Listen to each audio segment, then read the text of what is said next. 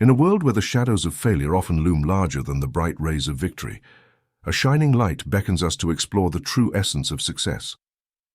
Envision a realm where the mind shapes its destiny, where every thought, choice, and action intertwines to create the tapestry of life.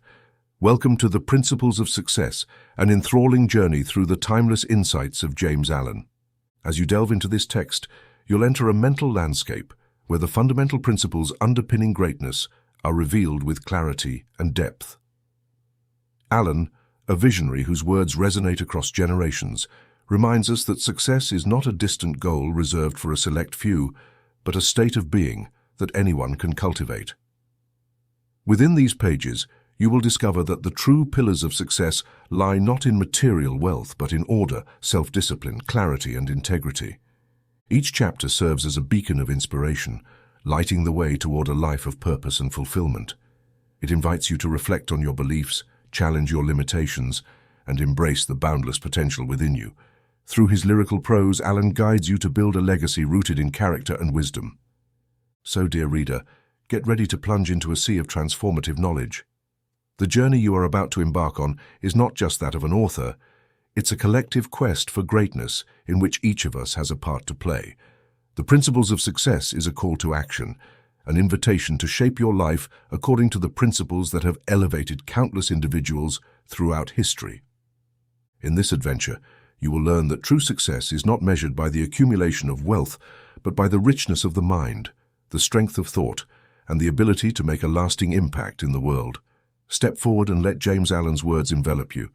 Your path to success begins here. The Principles of Success. All prosperity has a moral foundation. However, it is also said to have an immoral basis. That is, prosperity arises from deception, dishonesty, disappointment, and greed. It is common to hear capable and intelligent men say the following: "No man succeeds in business by being honest." From this perspective, prosperity in business, something good, comes from dishonesty, something bad. Such a statement is thoughtless, superficial, and reveals not only a total ignorance of morality, but also a limited understanding of life. It is as if one were to sow tobacco and reap spinach, or to build a brick house on a swamp, things impossible in the natural order of causality and therefore illogical.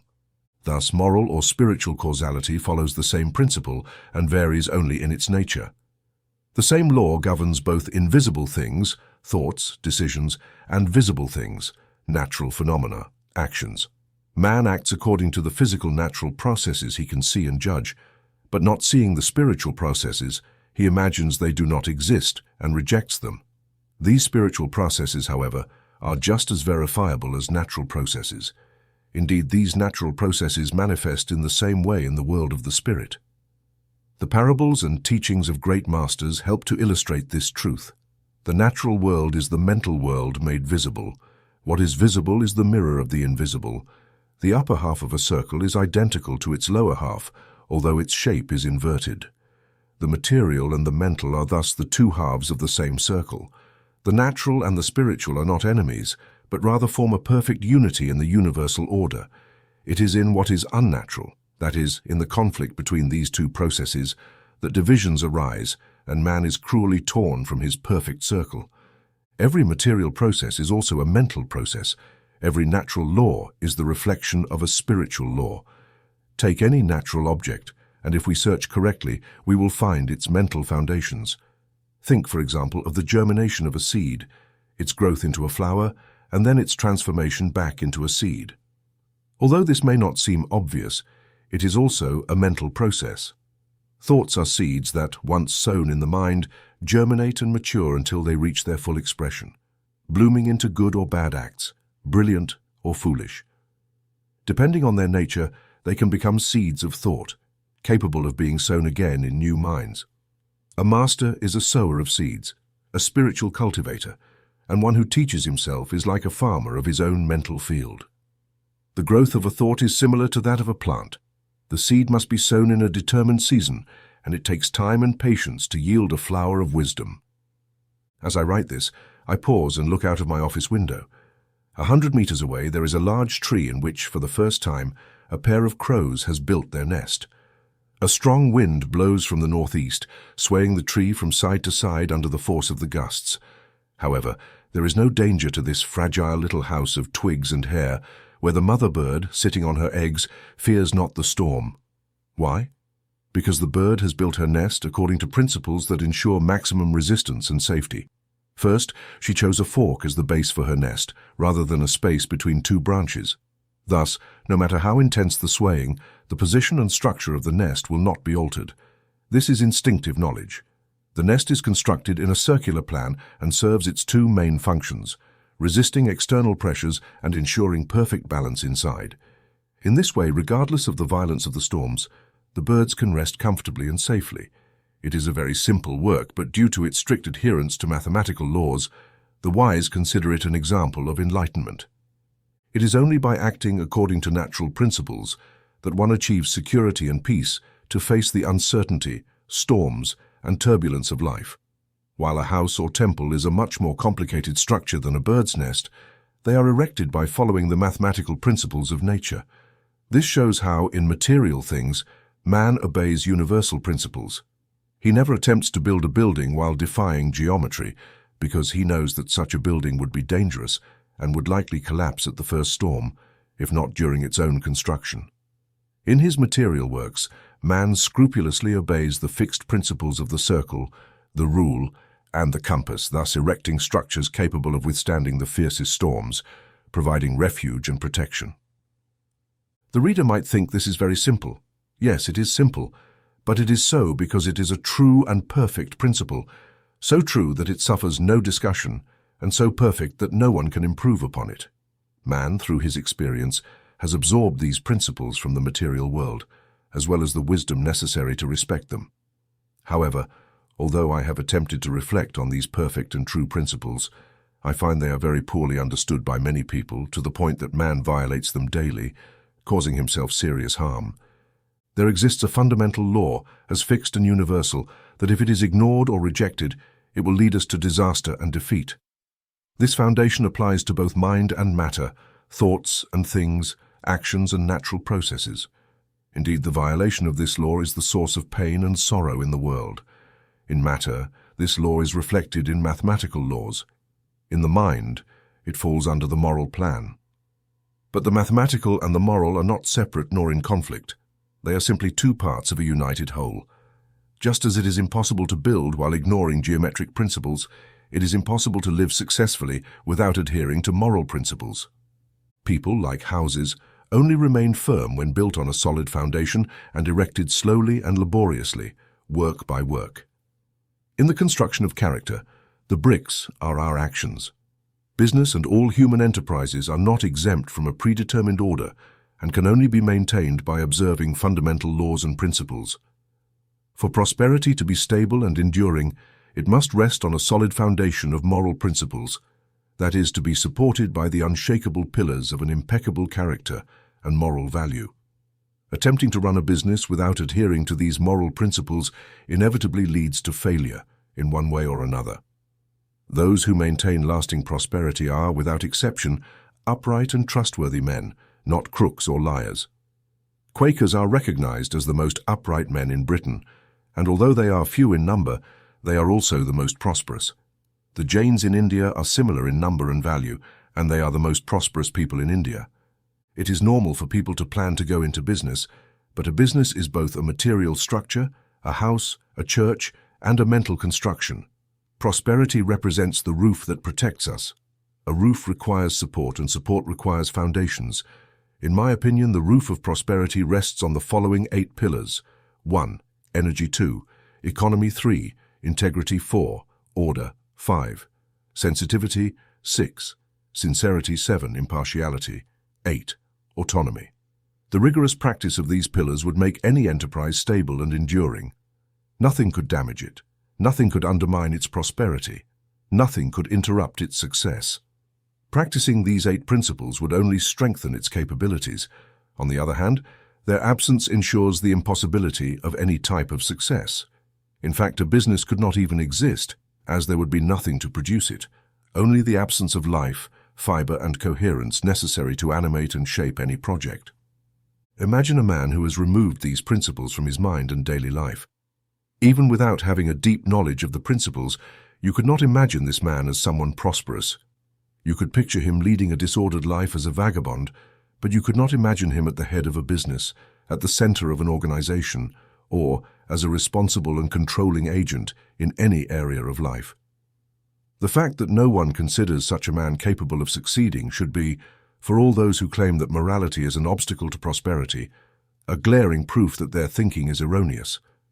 If it were true, one might think that the fewer values and moral principles one has, the greater the chances of success.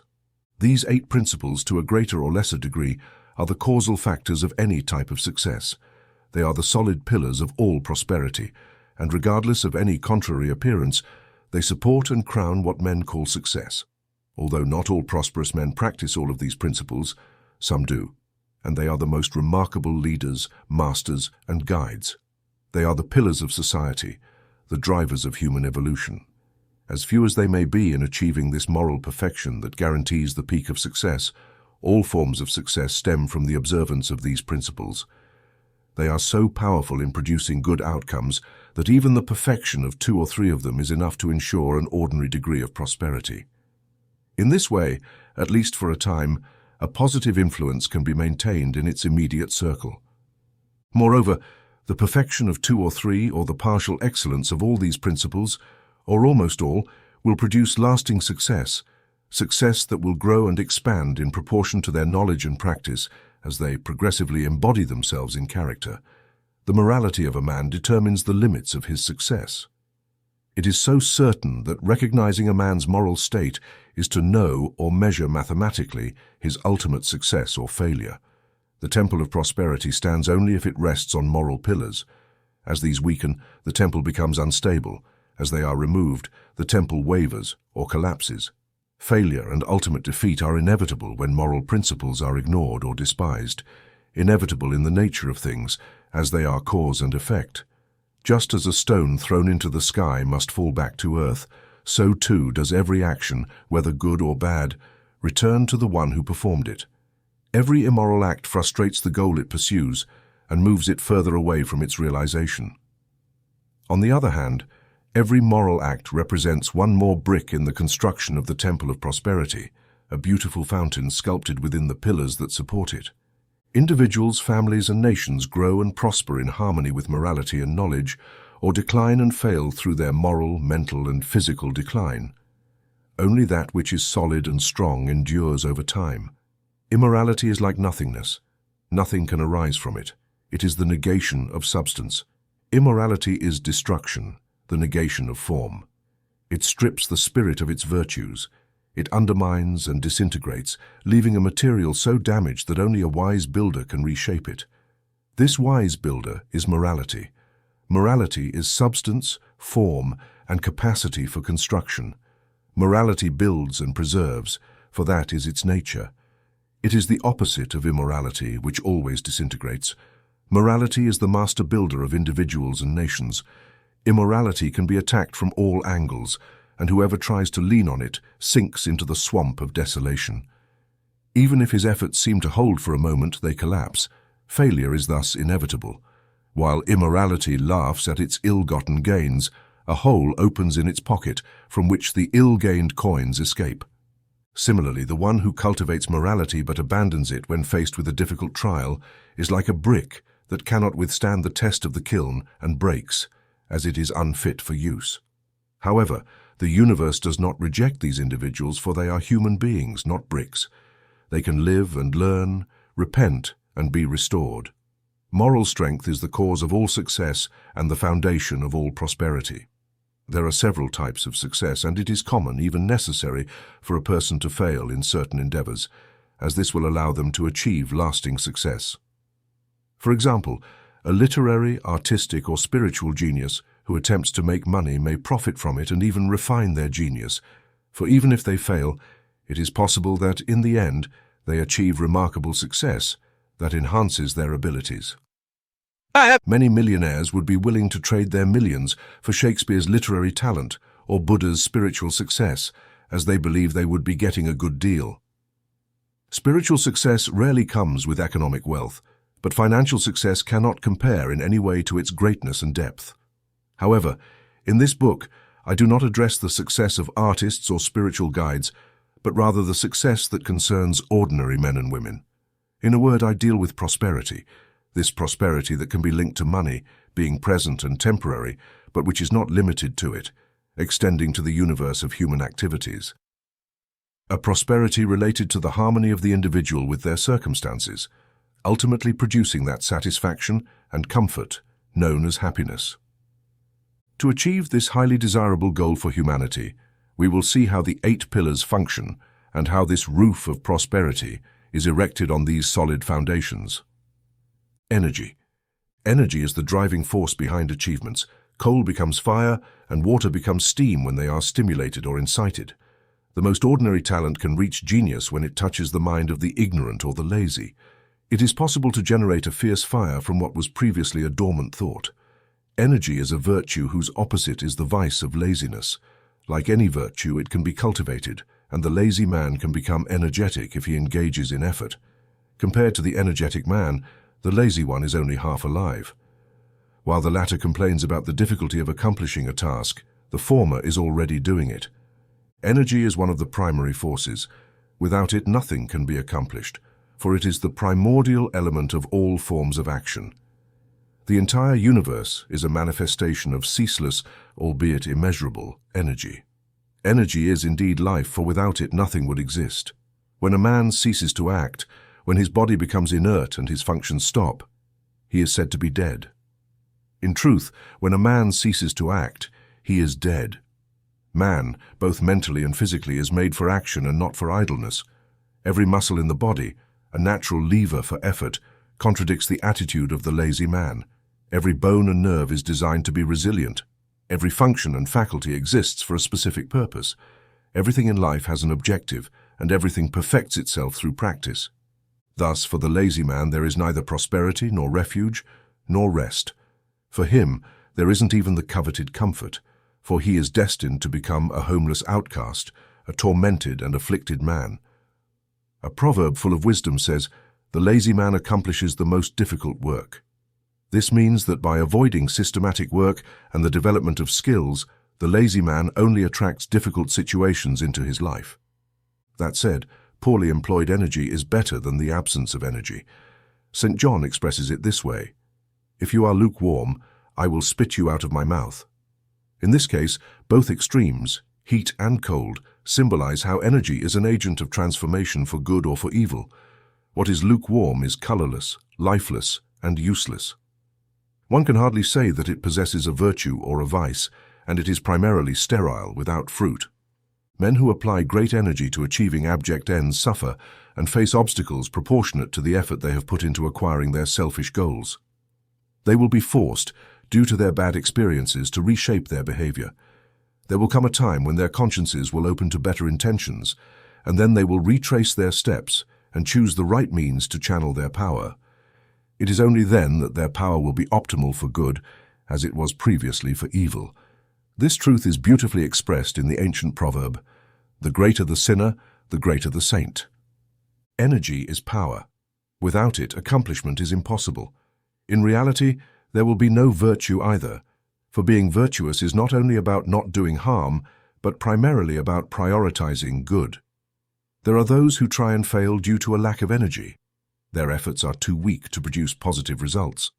Although they are not vicious and never intentionally harm others, they are often called good men who fail. The absence of initiative to harm is not goodness. It is simply weakness or cowardice. The true good man is the one who, having the power to do evil, directs his energy towards good. Therefore, without energy, there is no capacity for integrity, just as there can be no mechanical movement without a driving force. There can be no good without energy. If virtue remains hidden or dormant, there will be no place for good. Energy is the power in everything that is done, in every aspect of life, whether in material or spiritual matters. The call to action that comes not only from the soldier, but also from the words and writings of every master is a call to men to awaken their dormant energy and accomplish the vigorous task entrusted to them. Even those dedicated to contemplation and meditation never ceased to guide their disciples towards meditative thought. Energy is a law that applies in every sphere of life. The rules of the soldier, the engineer, and the merchant are rules of action, just like the precepts of prophets, sages, and saints. Here is the advice of one of the great masters to his disciples: remain ever vigilant. These simple words succinctly express the necessity of unceasing vigilance to achieve personal goals. It is good advice for both the merchant and the saint. Eternal vigilance is the price of freedom, and freedom is the power to achieve the set goal. One master said, "If something must be done, it must be done with energy." The wisdom of this advice becomes apparent when action is creative. To obtain more energy, we must fully utilize the energy we already possess. Only those who adopt this attitude toward life and give their maximum effort in every task acquire power and freedom. However, energy to be productive must not only be directed toward good objectives, but also carefully controlled and managed. Energy conservation is a modern term that expresses this natural principle that energy should not be wasted, as a person must work intelligently if they want to reap the fruits of their efforts. Noise and haste are forms of wasted energy. The more haste, the less speed. Excessive noise affects work. When one talks a lot, little is accomplished. Steam in the boilers makes no noise. It is rather the steam that escapes that makes a racket. It is the concentrated powder that propels the bullet toward its target. As a man intensifies his energies, conserving and concentrating them in achieving his goal, he gains tranquility and silence, responsiveness and calmness. Noise does not signify power. No one is noisier than the braggart. Some men have a childish mentality. Lacking strength or work acquired through years of effort, they try to compensate by throwing tantrums, proclaiming loudly what they have not accomplished. Calm waters are the deepest, and great universal forces are silent. Where there is calm, there is power. Calmness is the sign of a strong mind, patiently developed and disciplined. Be assured that he who remains calm makes good decisions. He has planned everything so well that his projects function like a well-oiled machine, navigating a winding path to reach his destination. He converts the enemy into a friend and takes advantage of it, as he has studied how to achieve results with his adversary while sharing the path with him. Like an experienced general, he has anticipated all eventualities. Indeed, he is a foresighted man. He has thought things through and reasoned, and he has studied the causes and possible outcomes of each circumstance. He is never caught off guard, never desperate. He is confident in his strength and self-control. When you think you have caught him by surprise, you immediately realize that you have erred through haste and impatience, and that far from putting him in a bind, it is he who has outmaneuvered you and put you in difficulty. Your impulsiveness cannot compete with his reflective capacity, and it quickly becomes frustrated at the first obstacle. Even in desperate attempts, you will not be able to divert the concentrated and wisely directed steam. He is armed on all fronts by a mental discipline acquired through training and self-discipline. He faces adversity with technique and pride. If you scold him with words of anger, beware of the consequences. His kind reaction, perhaps accompanied by a peaceful smile, will ridicule your fury, and the candor of your anger will be reduced to ashes of remorse.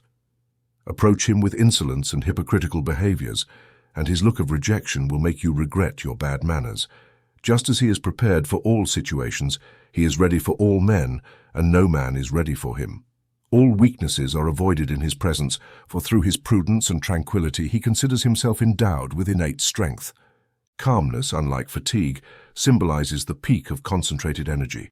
The mind disperses in agitation and becomes irresponsible in the frenzy, devoid of strength and weight. The irritable and grouchy man does not influence others. On the contrary, he repels them. The grumpy man wonders why his calm and tranquil neighbor succeeds and is sought after, while he, who also makes efforts, fails and is avoided. His neighbor, being more tranquil, not carefree but meditative, works harder and accomplishes that work with more skill and security. This is the reason for his success. His energy is well managed, while that of the other is dispersed and wasted. Energy is therefore the first pillar in the temple of prosperity. Without it, there can be no prosperity of any kind, as it is a fundamental foundation. Likewise, without energy, there is no capacity, no self-respect, no independence. Among the unemployed, many are those who, due to this essential energy, fail to find work. The man who spends the day at the street corner, hands in pockets and pipe in mouth, waiting for someone to buy him a drink, has little chance of finding a job or of accepting one if offered. Physically emaciated and mentally inert, he weakens day by day, making it increasingly difficult for him to work, and thus to live. The energetic man may go through periods of unemployment and suffering, but it is impossible for him to become a permanent jobless person. He will find work because inactivity is painful for him. For him, working is a pleasure, and anyone who enjoys working will not remain unemployed for long. The lazy person does not want to work. He is in his element when doing nothing. What worries him most is how to avoid effort. His conception of happiness is to vegetate like a weed. He is neither fit nor employable. Even the most extreme communist, who blames the rich and capitalists for unemployment, would dismiss a lazy and careless servant, thus adding another man to the arms of unemployment. Laziness is the vice that active and sensible men detest the most. Energy is a composite force. It does not stand alone. It implies qualities that contribute to the formation of a strong character. These qualities are present in the following 4 characteristics. 1. Punctuality. 2. Attention. 3. Dedication. 4. Commitment. The pillar of energy is a mass composed of these 4 essential elements, which are durable and designed to withstand adversity. They constitute life, power, capacity, and progress. Punctuality is a precious possession because it engenders trust. Do we not trust awake, swift, and punctual people? We trust them because we know they will fulfill their duty and do it well and energetically. Punctual leaders are a source of motivation for their employees and a warning to latecomers. They provide a healthy way to instill discipline in those who would otherwise never practice it. Thus, while increasing their profits and prosperity, they contribute to the success of others. The self-serving worker who postpones tasks and always arrives late becomes not only a nuisance to others, but also to himself, as his services lose their economic value. Meditation and speed, allies of punctuality, are valuable for achieving prosperity. In the business world, punctuality is synonymous with excellence and advancement. It is doubtful that a procrastinator will succeed in business. I have never encountered one, although many have failed. Attention is the guardian of our faculties and mental powers, the Cerberus that prevents the entry of destructive elements. It is the chaperone, the protector of all success and wisdom. Without this constant mental vigilance, a man would act foolishly, and there is no prosperity for such a person. The fool allows petty thoughts to rob his mind of balance, serenity, and sound judgment. By lowering his guard, he neglects the doors of his mind and lets harmful intruders in. He is so weak and unstable that he loses balance in the face of any impulse that takes hold of him. He is a poor example for others. The fool is a nuisance to prudent men, and no society can receive him with respect. Just as wisdom is the pinnacle of strength, stupidity is the ultimate weakness. The lack of attention and observation manifests in thoughtlessness and neglect of the most common aspects of life. Thoughtlessness is synonymous with folly, and it is the cause of many failures and miseries. No one can aspire to be useful and prosperous, as personal utility and prosperity go hand in hand, while neglecting their decisions, plans, and the effects they have on others. From the very beginning of his career, he must adopt a vigilant attitude toward his obligations. Know that wherever he may be, at home, in the office, at church, in the store, at his desk, or at the head of a class, alone or accompanied, his conduct will produce positive or negative effects. As subtle as our behaviors may be, they leave an imprint on those around us, family, spouse, children. This is why the development of good manners plays such an important role in any cohesive society. If someone drags along too many unpleasant and bothersome flaws, his plans will always be poisoned, just as acid corrodes and distorts the finest steel. These ingrained flaws will distort any effort or attempt at prosperity.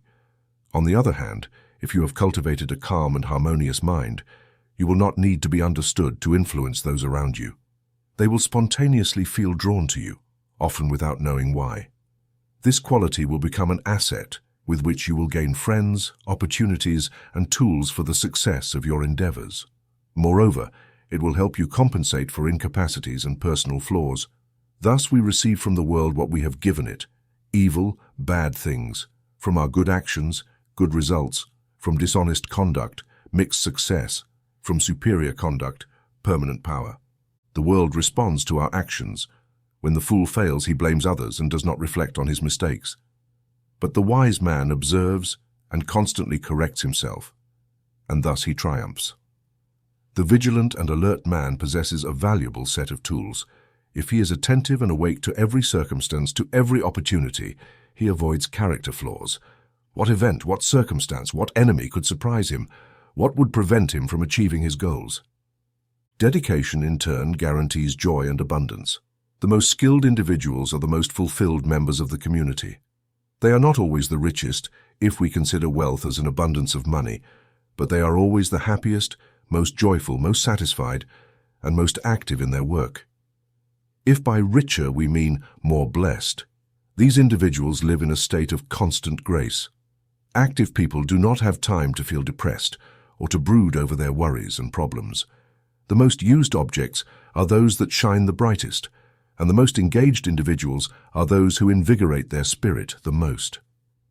Unused things deteriorate quickly, and those who slumber in laziness are beset by boredom and abject fantasies. To rack your brain trying to figure out how to kill time is almost a confession of foolishness. Who, in their right mind, can complain about time, or waste it when this short life is full of knowledge, possibilities, and things we do not know? Dedication also promotes health and well-being. The active man goes to bed tired each evening, and his sleep is deep and sweet. He rises early in the morning, fresh and strong, ready for a new great day of work. He has a good appetite and digests well. He knows how to have fun and convey his love for work. What could such a man achieve with depression and melancholy? These negative thoughts often haunt those who do little and eat a lot. Individuals who are useful to the community are rewarded with health, happiness, and prosperity.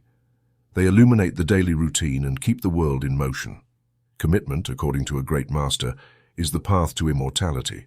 Those who commit to a dream do not die, while those who do not are as good as buried. Commitment is the constant dedication of the mind to a specific task. We live for what we do and plan. Committed individuals settle for nothing less than excellence and always achieve this excellence. There are so many negligent and careless individuals, accustomed to merely skimming the surface of things without ever diving in, who make those who are committed shine even more. There will always be vacant places in the ranks of usefulness for committed individuals. There has never been, and there will never be, a committed man or woman who does not stand out. These individuals are scrupulous, conscientious, and meticulous, and they cannot find peace until they have given their best. The whole world is always ready to reward them, always willing to cover the costs of what it considers exceptional, whether in money, fame, friends, or goods. Whether a merchant or a clergyman, a committed man will give his best. If your capacity for commitment extends to both your possessions and your words, your business and goals will prosper. Committed individuals accomplish their work and develop their character more quickly, as this becomes their way of life. They do not die, for stagnation is but death.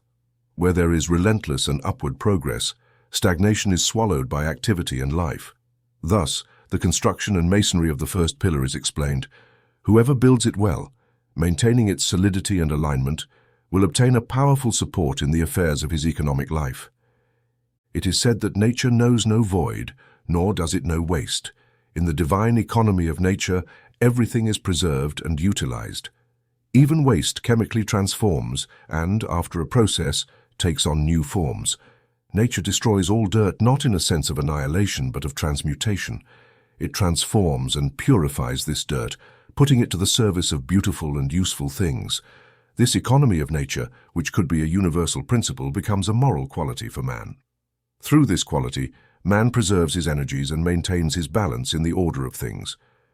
Financial economy, more than a part of this principle, is a symbol of what mental economy would be with all its spiritual changes. The financial economist exchanges copper for silver, silver for gold, gold for bills, and bills are transformed into bank accounts. The easier these monetary conversions are, the better his financial management. The spiritual economist transforms passions into intelligence, intelligence into principles, principles into wisdom, and wisdom manifests in actions that, though rare, have a powerful effect. Through these conversions, he gains character and development in his life.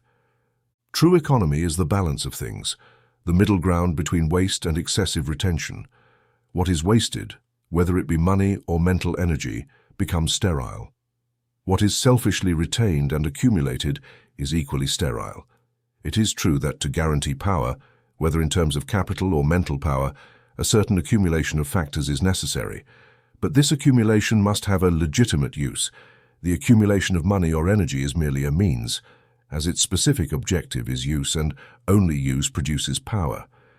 Integral economy consists of finding the right balance in these 7 areas: money, food, clothing, leisure, rest, time, and energy. Money is the symbol of exchange and represents purchasing power. Anyone wishing to acquire financial wealth, just as anyone wanting to avoid debt, must learn to manage their spending according to their income to leave an increasingly significant capital margin or to always have a small reserve in case of emergency. Money spent on frivolities, vain pleasures, or harmful luxuries is wasted money and a missed opportunity to gain power. For although limited and subordinate, the ability to purchase things is a power directly linked to our daily lives. The spender will never become rich, and if he starts his life with wealth, he will soon end up poor. The miser, with all his accumulated gold, cannot be considered rich, as his stored and idle gold is devoid of purchasing power. The thrifty and prudent are on the path to wealth, as by spending and saving wisely, they increase and expand their power.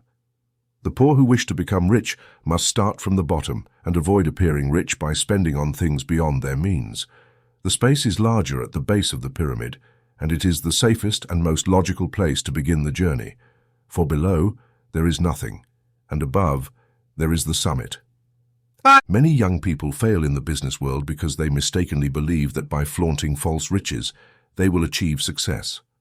A modest beginning, regardless of the field, will ensure a more solid success than an artificial or manufactured status. The smaller the capital, the more limited our sphere of operations must be. Capital and action go hand in hand and must align. Focus your capital on your work circle, however limited it may be. This circle will expand as power grows, but above all, avoid these 2 extremes: parsimony and prodigality. Food represents vitality, physical and mental strength. There is a middle ground in how to eat and drink, just as there is in everything in this world. A man seeking prosperity must be well nourished, but not overfed. A man who starves his body either out of greed or excessive frugality, 2 forms of false economy, diminishes his mental energy and weakens his body to the point where he will be unable to meet challenges or achieve significant feats. These individuals have a sickly spirit that can only lead to failure. The glutton, for his part, commits excesses that ruin him. His corrupted body becomes a reservoir of poisons that attract nothing but illness and degradation. Meanwhile, his mind dulls and grows more troubled, rendering him incapable. Gluttony is one of the most degrading vices, and it is an enemy to the wise. The best workers are those who eat and drink in moderation, balancing the foods they consume. This allows them to achieve better physical and mental capacities. Protected by moderation, they are ready to joyfully and vigorously lead the battle of life. Clothing is the cover and protection of the body, although it often strays from this purpose to become mere ostentation. The 2 extremes to avoid here are neglect and vanity. Aestheticism and cleanliness must be respected as both are essential. A poorly dressed and neglected man or woman makes us think of failure and abandonment. A man's clothing must harmonize with his attitude in life, be of good quality, and suit every situation. Clothes should not be discarded before they have been properly used. If a man is poor, he will not lose a grain of dignity or respect by wearing worn or second-hand clothes as long as they are clean and well kept. But the vanity that drives one to dress luxuriously is a vice that the virtuous avoid. I know a woman who had 40 dresses in her wardrobe, as well as a man with 20 shirts, and another whose shelf overflowed with shoes. The wealthy, who squander their money on piles of superfluous clothing, flirt with poverty, for waste leads to need. This money, spent so recklessly, could be better used in charitable works to help the afflicted. Ostentation in clothing and jewelry signifies frivolity and vulgarity. Modest and cultured individuals are generally decent in their manner of dressing, and the money that remains to them is used to enhance their culture and virtue. Education and progress are more important to them than fine clothing. Literature, art, and science nourish this thought. True refinement must be found in the mind and behavior, and a virtuous and intelligent mind will not become more attractive by adorning the body ostentatiously. The time wasted on unnecessarily beautifying the body can be used to acquire knowledge. Simplicity in clothing, as in other things, is a habit that elevates. It offers utility, comfort, bodily grace, as well as true taste and refinement. Leisure is one of the necessities of life. Every man and woman must have a stable job as the main objective of their life, to which they must dedicate a considerable amount of time, while detaching themselves from it at appropriate moments to entertain and rest. Recreation aims to reinforce the vitality of the body and mind, thereby obtaining more power during serious work. Recreation, therefore, is a means and not an end in itself. This must always be kept in mind, as certain forms of recreation, though innocent and good in themselves, can be so fascinating and enjoyable that many make it the purpose of their lives, thus abandoning duty for pleasure. Making life a playground with no other objective than amusement is deceiving oneself and deceiving life. This leads to monotony and boredom. These individuals are often the most unhappy and suffer from languor and excessive sensitivity. Just as wine can aid better digestion, it can also ruin a life if it becomes the main course. When someone has completed their daily duty, they can freely indulge in recreation without remorse, and both their work and their leisure will be sources of happiness. One achieves true economy by not dedicating all of our time either to work or recreation, but by distributing it according to time and place. This allows for life to be complemented with refreshing changes and discoveries, which are necessary for a long and fruitful existence. This recreation, anything that brings about a pleasant change practiced mentally, enables the worker to gain quality in their daily work, as long as they do not confuse their recreational hours with their work hours.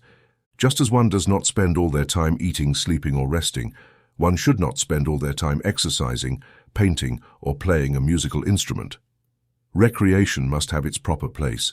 It should act as a natural tonic, an ally in the economy of our life. Rest allows for regeneration after work. Anyone who respects themselves works sufficiently each day so that their sleep is restorative, sweet, and their awakening fresh and bright. One must sleep enough, but not excessively. Both too much and too little sleep are harmful. It is easy to determine how much sleep one needs by going to bed early and waking up early, and by getting up a little earlier each morning if one is accustomed to spending too many hours in bed. This way one can precisely determine the number of hours needed for complete recovery of the body. As the hours of sleep decrease, it becomes deeper and more restorative, and waking up becomes fresher and more invigorating. Those who wish to prosper should not give in to the ease of sleeping too long. The true purpose of life is fruitful work, not comfort.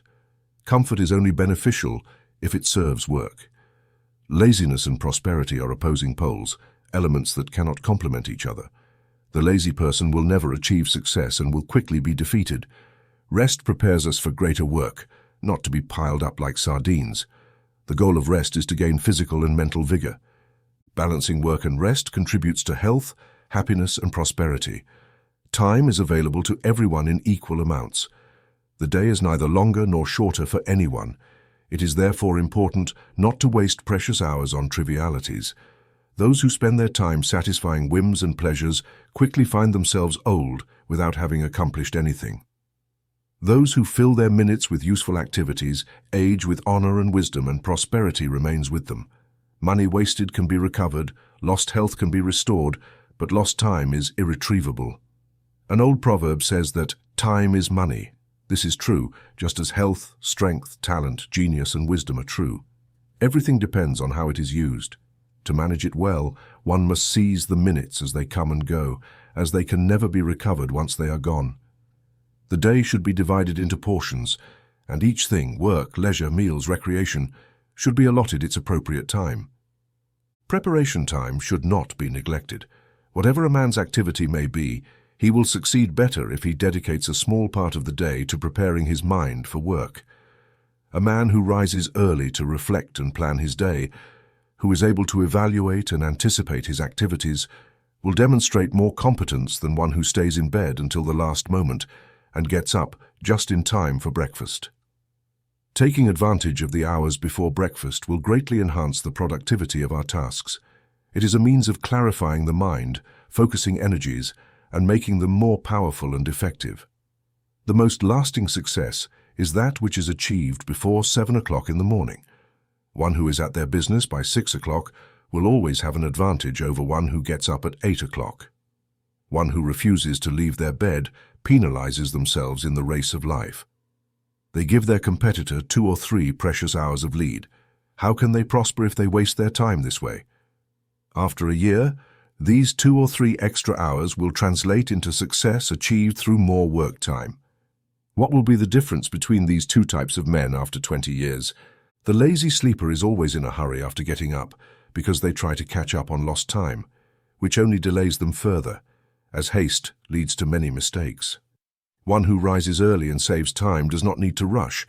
They can be assured of their punctuality since they are always ahead in their work. They can afford to be calm and approach their schedule carefully, as their good habits guarantee a calm and satisfied state of mind, as well as more productive results in managing their time. On the other hand, there will be many things that a man will need to eliminate from his life. Many of the things and activities he loves most will need to be sacrificed, as that is how he can ensure the main purpose of his life.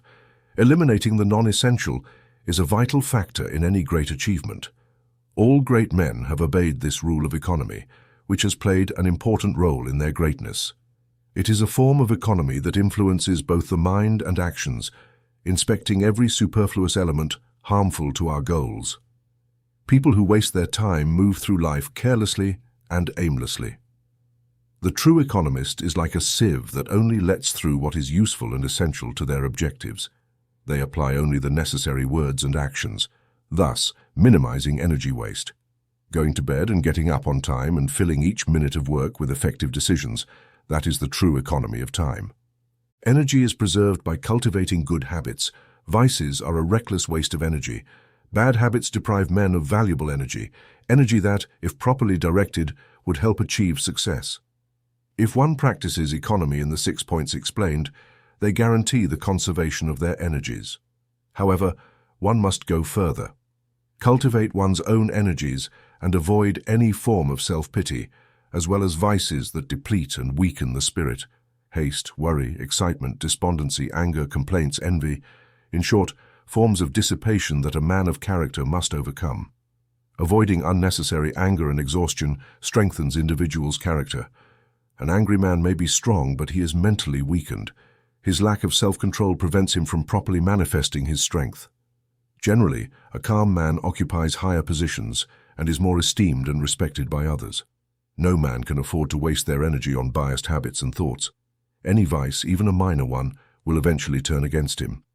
Self-pity will lead to irreversible problems. Any excess aimed at satisfying one's basest instincts will prevent them from reaching the pinnacle of achievements they once set for themselves. Conversely, one who channels their energies toward their goals will conquer the golden city of success. Economy goes far beyond simply saving money. It touches every part of our nature and every stage of our life. The old saying, "Take care of your pennies and the pounds will take care of themselves," can be seen as a metaphor. Lower passions are like initial energy, and the abuse of that energy is what is bad. If this energy is preserved, stored, and transmuted, it transforms into character and personality. Wasting this precious energy on vices is like wasting pennies on trinkets. Using it well is patiently accumulating to gain golden pounds in the future. Take care of your lower energies, and higher achievements will take care of themselves. The pillar of economy, when solidly built, rests on these 4 qualities. 1. Moderation. 2. Efficiency. 3.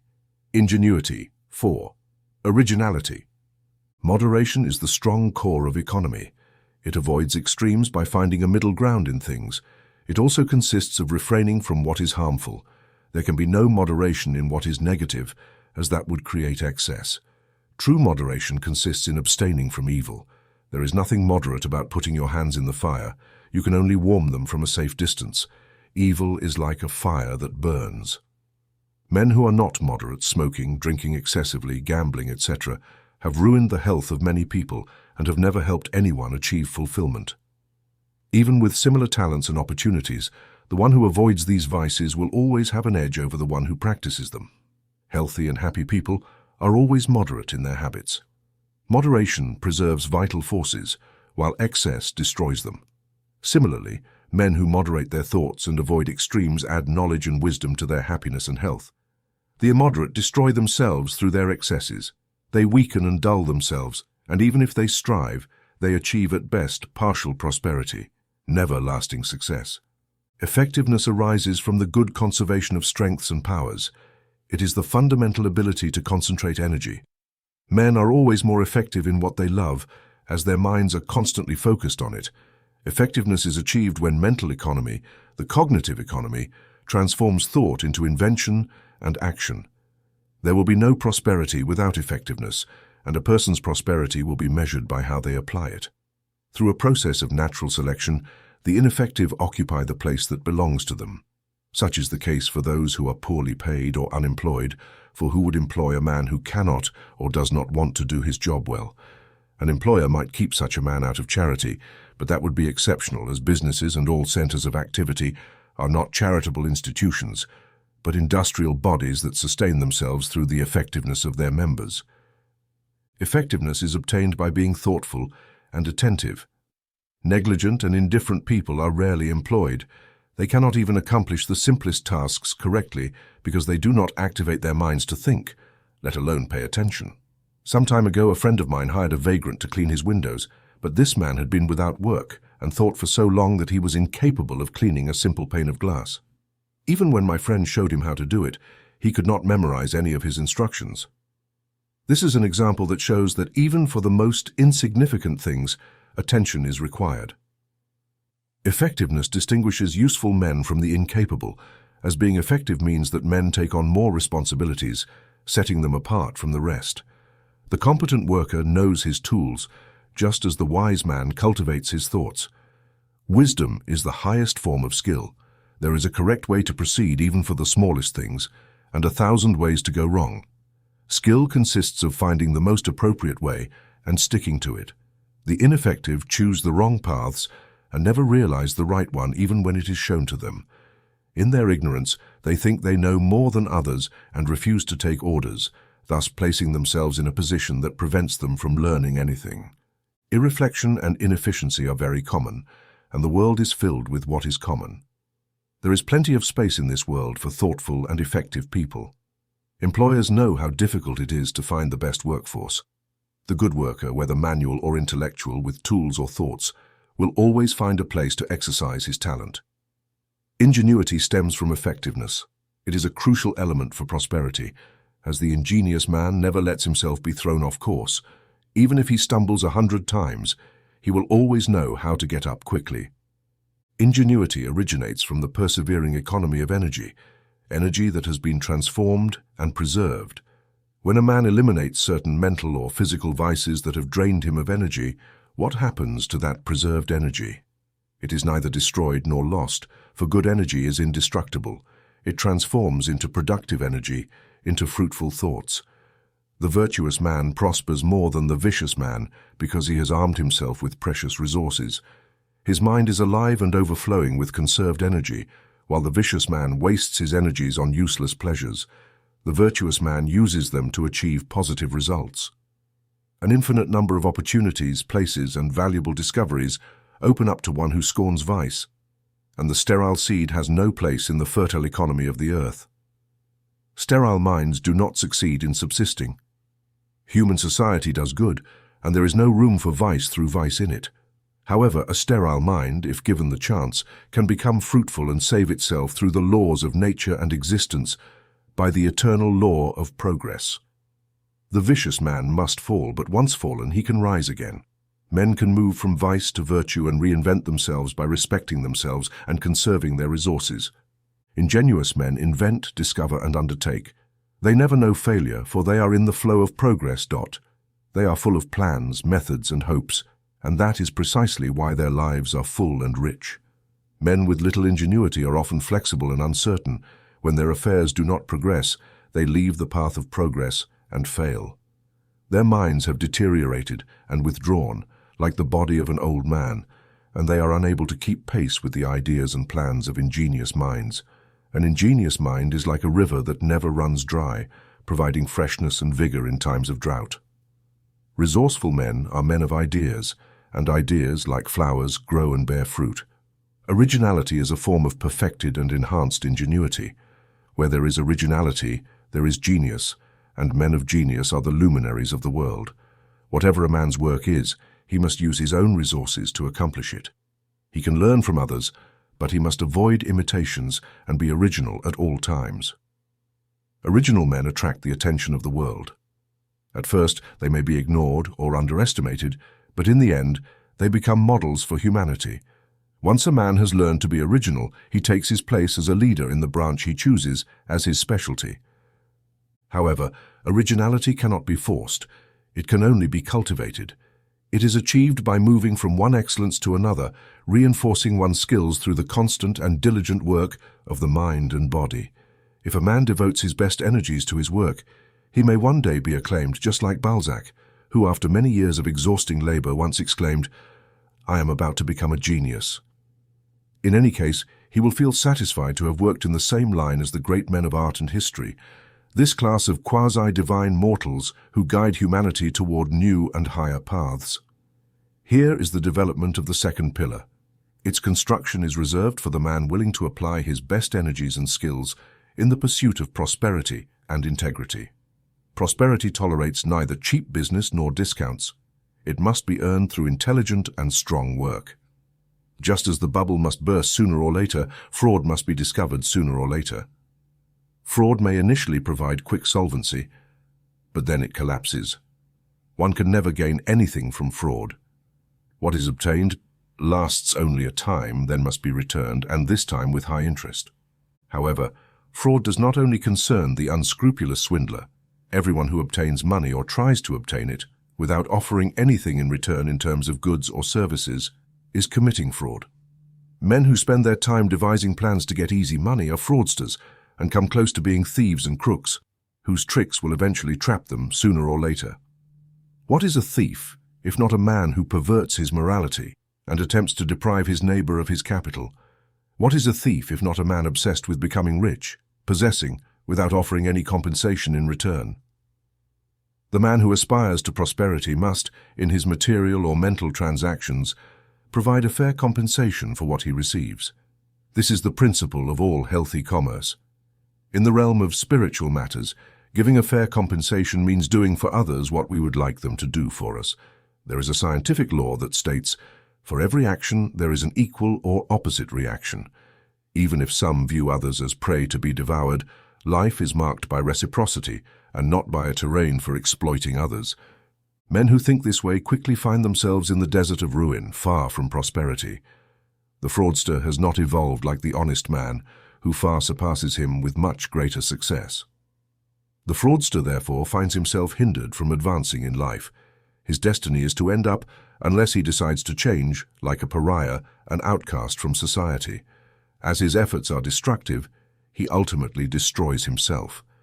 It was Carlyle who, referring to Muhammad, considered at the time to be an impostor by Christians, sarcastically exclaimed, "An impostor founded a religion." Indeed, an impostor could never build something as enduring as a religion. An impostor, a cheat, a dishonest person can build nothing, for he has neither the tools nor the materials to create something worthy. He can build neither a business, nor a career, nor a work, much less found a religion. Not only does he build nothing, but he also strives to undermine what others have built, and by acting in this way he only undermines himself. Without integrity, energy and economy will eventually fail. Only integrity guarantees solidity. Integrity is important everywhere and leaves its mark in every interpersonal relationship. The honest man is in harmony with the universal laws of things and not just with the fundamental principles on which society rests. Who can question them? Who can boycott the honest and blameless man?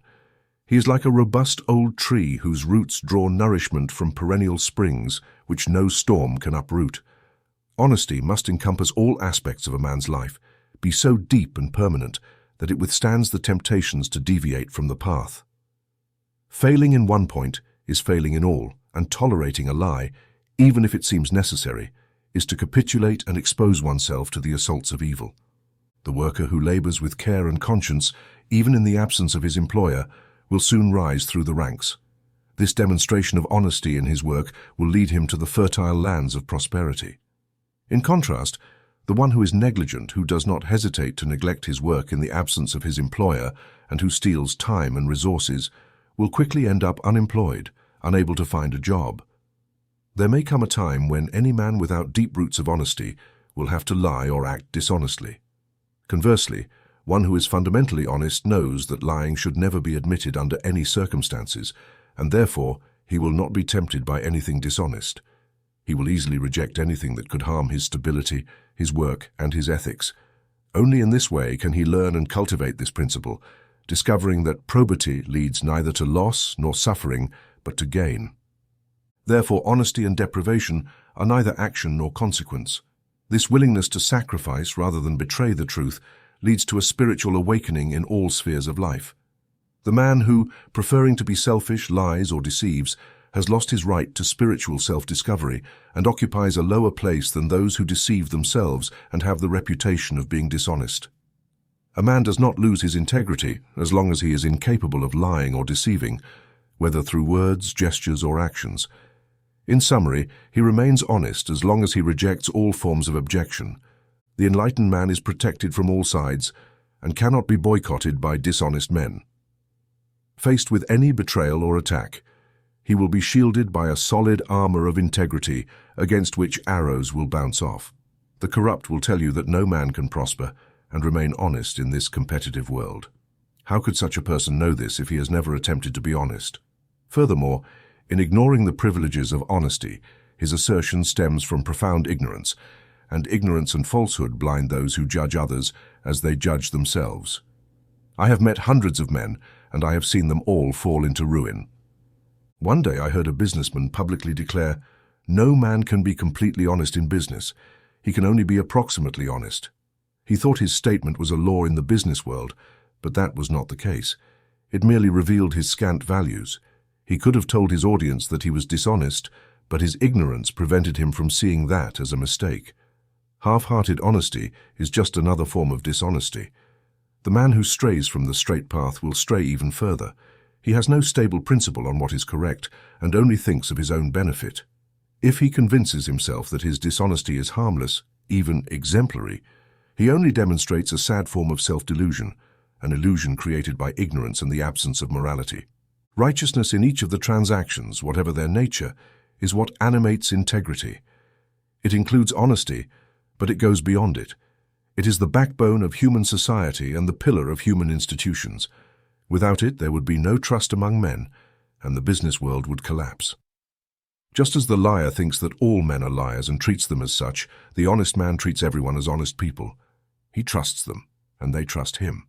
His virtues repel fraudsters whose deceptions he is immune to. Emerson expressed this by saying, "If you believe in men, they will be loyal and will be able to renounce their gains to follow you." The upright man, by his mere presence, is an example to those around him, for he knows how to highlight his skills. Men influence each other, and since good is more powerful than evil, the honest man exerts more influence than the immoral one. The honest man carries within him an unconscious greatness that astonishes and inspires. He has risen above what is insignificant and petty, the vices that do not align with his way of life. The greatest intellectual gift cannot compare to such moral greatness. In the memory and esteem of the human collective, those who are honest occupy a higher place than geniuses. Bagminster states that the most sublime manifestation of greatness is integrity. It is a quality that often produces heroes. A man of unwavering rectitude is, in reality, a hero. He only needs the occasion to unveil his heroic talent. Furthermore, he possesses unshakable happiness. Genius may be unhappy, but an honest man cannot be. Neither sickness nor death can deprive him of the satisfaction inherent in his integrity. Rectitude leads to prosperity through 4 periodic stages. First, the honest man becomes reliable in the eyes of others. Next, he becomes the custodian of others' trust. Third, this trust, not being violated, grants him a good reputation. Finally, his good reputation extends to attract success to him. Dishonesty has the opposite effect. By undermining others' trust, it breeds suspicion and distrust, which ultimately earns him a bad reputation that ends in resounding failure. The pillar of integrity is held together by 4 elements. 1. Rectitude. 2. Courage. 3. Determination. 4. Strength. Rectitude is the surest path to success. There comes a day when the dishonest man repents and suffers because of his actions, but no one ever repents of having been honest, even when the honest man fails, which can happen. His failure, which must stem from one of these pillars, is not as grave as that of the dishonest man. The honest man can feel satisfied that he has never deceived his peers. Even in his darkest hours, he finds mental peace. The ignorant imagine that dishonesty is a shortcut to prosperity, which is why they practice it. The dishonest person is morally myopic. Like an alcoholic, he acts without thinking of the consequences. The dishonest man appreciates only the immediate effect of his actions and does not realize that his deeds will undermine his character sooner or later, and that his business will collapse before his eyes. While he pockets the gains and boasts of his baseness, he sabotages himself. One day he will have to repay every penny earned unjustly, and he will not be able to avoid it. This moral law is as certain as the law of gravity. The merchant who deceives his customers in front of his employees loses his authority and earns the distrust of all. Even the cowards who lack the courage to disobey his orders despise him. How can there be success in such a corrupt atmosphere? Ruin is already present in this kind of trade, and the day of his downfall is not far off. The honest man may fail, but not because he is honest. His loss will be honorable and will not tarnish his reputation. Furthermore, his mistake will be nourishing and will allow him to draw conclusions. In other words, his failure will lead him to something beneficial that, in the end, will help him succeed. Rectitude is accompanied by courage. The courageous man is unshakable. He looks his peers straight in the eye, speaks unambiguously, and persuades people. The liar and deceiver hang their heads, have cloudy and oblique eyes, cannot sustain a gaze, and their words evoke distrust, as they are often ambiguous and suspicious. When someone fulfills their obligations, they feel more confident. Their affairs thrive, and their decisions and plans reach their destination. If he goes through a tough time and goes into debt, people will be understanding, as they trust him. In contrast, the dishonest person mocks his creditors and cancels his debts only when forced to do so. The one who avoids debt, but when he incurs one, does everything to repay it on time. The dishonest person does not lead a peaceful life. He must avoid or flee from creditors, endure threats, and bring shame upon his loved ones. He lives in constant fear of repaying borrowed money, fear of the authorities, fear of being arrested and brought to justice, fear of paying the consequences of his actions and not getting away with it. The honest man, on the other hand, leads a quieter life. He has no guilt and walks with his head held high because he has nothing to hide. Since he has neither deceived nor harmed anyone, he knows that no one will bother him with claims or reprisals. Feeling proud of himself allows him to face his daily life in the best way and to resolve adversities, knowing that, no matter how difficult they may seem, he will always emerge victorious. Determination stems from strength of character. The honest man is one who sets himself challenges, goals, and concrete plans. In other words, he does not work just to work. His projects are well directed because he is a disciplined and devoted man. A man's work is the best reflection of his character. He analyzes, reflects, and sets goals.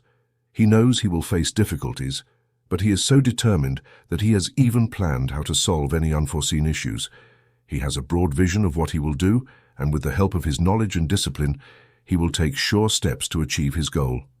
Being an honest, determined man is advantageous for anyone. One can surpass one's own limits and achieve solid gains.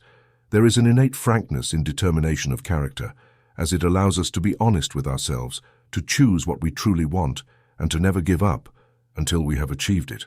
Strong men set great goals, which in the long run generate great benefits and great accomplishments. These individuals are distinguished by their meticulousness and attention to detail. They want no work to be left unfinished and everything to be of quality. This meticulousness is often copied and admired by those around them. Strength serves to protect us from vice and from ourselves. Only those who lead an honest and moral life can boast of being strong.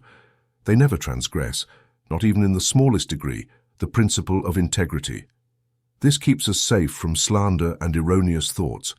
A man may make a mistake, but if he does not have the strength to correct himself, he will remain with an open wound that, like Achilles, will ultimately defeat him.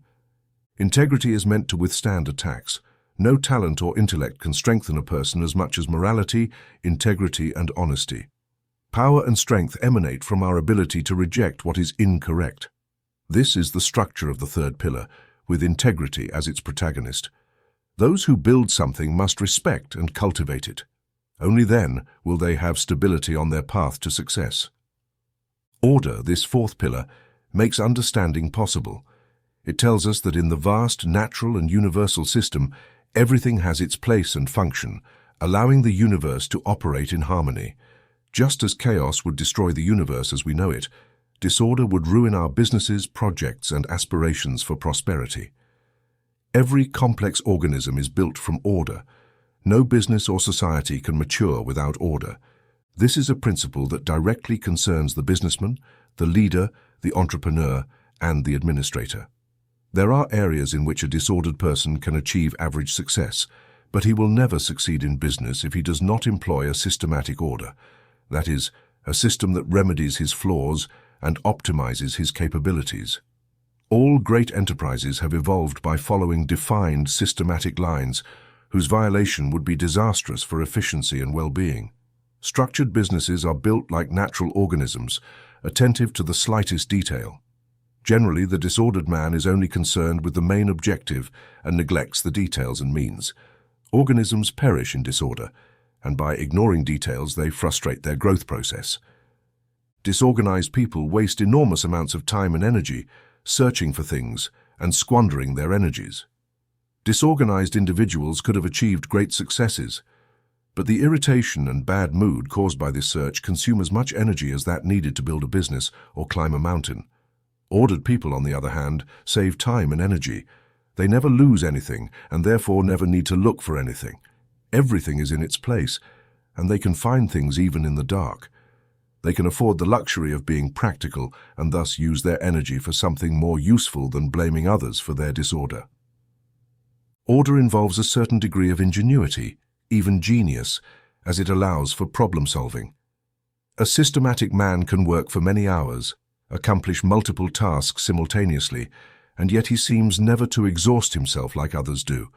He progresses on the road to success, while his competitor cannot even find shortcuts. His respect for order allows him to achieve his goals without setbacks. Order in all areas of business requires work and sacrifice, just as the vows of a saint cannot be violated, even for an instant. In the world of finance, order is an imperative necessity, and those who respect it save time and money. Every success of society is based on order. It is so true that progress would be impossible without it. Let's think, for example, about literature, about the classics written by brilliant authors in their poems and dramatic works. Consider human relationships, their religions, their normative bodies, and their bibliographic production. Finally, think that these works would not exist without an orderly system of letters, numbers, phrases, and linguistic codes. Similarly, the wonderful achievements of mathematics emerged from a systematic order.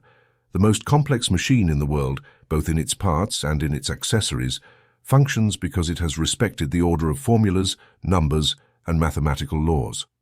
The system simplifies what is complex, makes easy what was difficult, relates details to one another, and ensures that everything works in a way that can be explained without confusion. The astronomer classifies the elements of the universe, from microscopic organisms to stars. Through his classification system, he can quickly locate any object and organism among millions of referenced elements. This classification capability is overwhelming and allows humanity to save enormous amounts of time and work. There is an order for religious, political, and commercial systems. We can assert that society is bound together and interconnected by this adhesive called order. Order is indeed one of the principles of progress and unity. It is a complete whole formed by millions of people who, everywhere and at the same time, struggle and compete to achieve their goals. Order is allied with prosperity. Minds that are not trained in order remain stagnant and isolated, while those who understand the importance and scope of organizing power can establish fixed laws for business. This happens in all areas of life: law, religion, science, politics, mathematics, etc. When two human beings meet, they immediately need a stable space with fixed rules to communicate and understand one another. Life is too short to live in confusion. Knowledge grows every second, and progress admits no form of regression. Those who get used to ordering and systematizing their affairs can also simplify and make everything easier. In this way, they can feel freer, less stifled, and make good decisions. Every great enterprise has an order with which it manages its affairs, an order similar to a well-calibrated and compact machine. A businessman, my friend, once told me that he could abandon his huge business for 12 months, and upon returning, everything would be in its place and functioning correctly. This happens, he told me, because every employee knows how to fulfill their obligations, how to use the machines and tools, how to solve unforeseen issues and problems. Nothing is missing, and nothing is improvised. A lack of discipline and avoidance of conflicts generates no form of success. People who abhor discipline, whose minds are ungovernable and neglected, cannot be successful and prosperous, and they saturate their lives with worries, problems, and difficulties that would disappear if they regulated their lives better. An undisciplined mind is a mind without order, and in the race of life, it would not accomplish much against a methodical and orderly person. It's like an overweight person trying to beat an athlete who trains every day. The undisciplined mind considers any resource useful, regardless of whether it is bad or mediocre. For their part, disciplined people are convinced that by surrounding themselves with and appropriating the best, they will achieve their goals. A man who, while doing his work, is unable to locate his tools, organize his accounts, or open his office will waste time, while his competitors will advance by leaps and bounds. A businessman whose method is neglected is left behind compared to expert minds and will have no choice but to blame himself for his negligence and lack of self-discipline. He will have to strive a lot to learn new techniques of order and efficiency. Likewise, he will have to take advantage of anything that allows him to save time and thus become more meticulous. Through order, everything is built, from organisms and stars to people and businesses, in small steps from cell to cell, from thought to thought. Things take shape and either come to completion or disappear. He who improves his methods gains building power. It is therefore up to man to perfect his methods. Builders, whether of cathedrals or businesses, are indispensable to society and have always been pioneers in their respective nations. The systematic builder is a creator, while the disordered one destroys. One cannot grant powers to a man unless he has first acquired the order and discipline necessary to study and classify every detail. The powerful classify effectively and perfectly, which allows them to examine even the smallest detail of their work. Order consists of these 4 elements. 1. Availability. 2. Precision. 3. Utility. 4. Exhaustiveness. Availability means being alert to face any situation. Being orderly helps refine our availability, like the courageous general facing the enemy's advance. The businessman must be ready to deal with any unforeseen event that affects his finances. In general, every intelligent person must have the availability to face new problems. Postponing work is lethal and must be avoided at all costs. Active and prepared men know what they are doing and act methodically. These are people who do not need to obsess over prosperity, as it actually comes to them on its own. Precision is of paramount importance in all business enterprises. There can be no order without acting with precision, and an incomplete organization will lead its creator to make mistakes that will then be difficult to rectify. Inaccuracy is a common and ordinary flaw. Precision is linked to self-discipline, and for that, one must sacrifice to improve. It can be said that very few truly succeed in self-disciplining themselves unless there is a voluntary cultivation of self-discipline, whether in the role of employer, subordinate, or head of a household. Flaws can therefore never be corrected, and one will remain trapped in the same place without evolving. In the business world, failing to correct the tendency toward error, which should be considered a vice, as it generates disastrous results in a person's development, means cultivating a set of repetitive customs that lead nowhere. Error leads to falsehood. Few people have trained themselves to be precise. Most are embarrassed by their mistakes and prefer to lie rather than confess that they can be wrong. It is necessary to say that this habit leads to more difficulties and misunderstandings in the long run.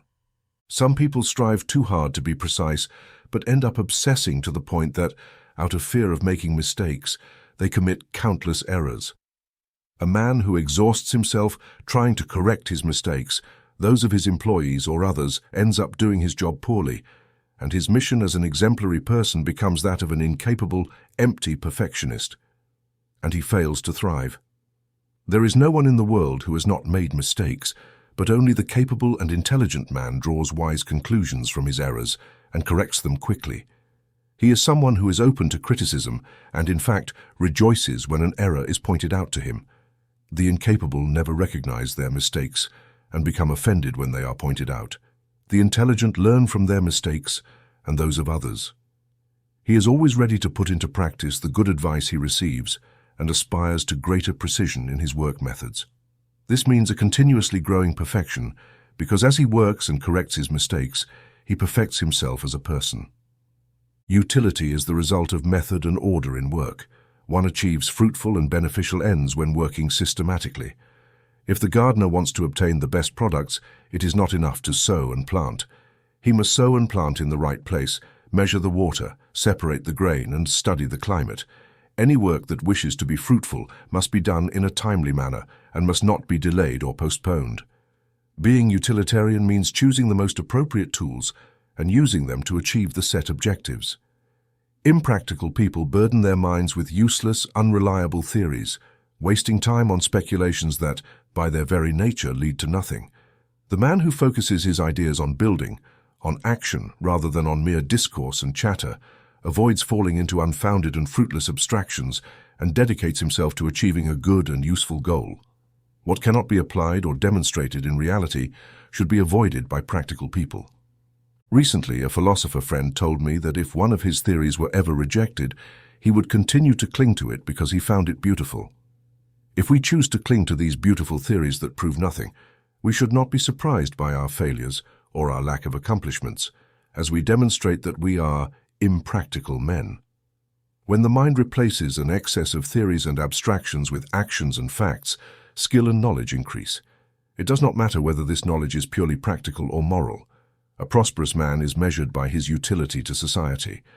A man is useful by what he does, not by the beautiful theories to which he clings. The carpenter makes a chair, the mechanic repairs a machine, and the teacher shapes the intellect of his students. These tasks are foreign to the polemicist, the debater, the chatterer. Those who produce and realize their ideas dominate the world. Accuracy or open-mindedness is the quality that allows a man to handle a large number of tasks and accomplish them in their entirety. It is an admirable quality that allows for finding the details of each thing and organizing them successfully. The successful entrepreneur has, so to speak, every detail of his business in mind and adapts it to his personal idea of the enterprise. The inventor has mentally visualized every detail of his machine based on his knowledge of mechanics and mathematics, and thus he manages to perfect his invention. The author of a great poem, story, or novel has arranged the plot of his story and traced the lives of his characters, as well as the incidents they will experience. Nothing is improvised. This is how a lasting literary work is produced. A vast and well-ordered mind that deeply houses an army of details can achieve genius, if it has not already done so.